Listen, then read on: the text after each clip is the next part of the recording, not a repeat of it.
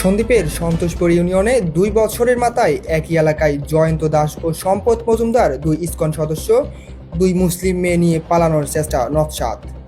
আজ গ্রেপ্তার হওয়া সন্দ্বীপের ইসকন সদস্য আমাদের কাজ হলো মুসলমান মেয়েদেরকে প্রেমের ফান্দে ফেলিয়ে সেসব মেয়েদেরকে আমরা ভারতে ফাঁসাত করি। সদস্য জয়ন্ত দাসের চাঞ্চল্যকর স্বীকারোক্তি, মুসলিম মেয়েদের ফাঁদে ফেলে ভারতে পাচার করে, এটা এই সংগঠনের মূল লক্ষ্য। গত ২৩ আগস্ট সন্দ্বীপের সন্তোষপুর ইউনিয়নের নবম শ্রেণীর শিক্ষার্থী আফরিনকে ফুসলিয়ে ফাসলিয়ে প্রেমের ফাঁদে ফেলে সন্দ্বীপ থেকে নিয়ে উধাও হয়। এর পরবর্তীতে মেয়ের গার্ডিয়ান অপহরণের মামলা করলে সন্দ্বীপ থানা পুলিশ বিষয়টি নিয়ে জোর তৎপরতা চালায়।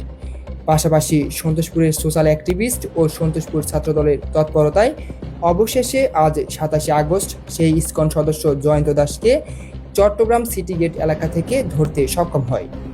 এর আগে ২০২৪ সালের ১৭ এপ্রিল একই স্কুলের শিক্ষার্থীকে নিয়ে পালানোর সময় ধরা পড়ে সন্তোষপুর ইসকন সদস্য সম্পদ মজুমদার। বারবার এমন ঘটনা জনমনে প্রশ্ন উঠেছে, বাংলাদেশের অন্যান্য এলাকার পাশাপাশি দ্বীপ উপজেলার সন্দ্বীপে গোপন মিশন বাস্তবায়নের লক্ষ্যে কাজ করছে বিতর্কিত সংগঠন ইসকন। জাহিদ হাসান, সন্দ্বীপ টেলিভিশন।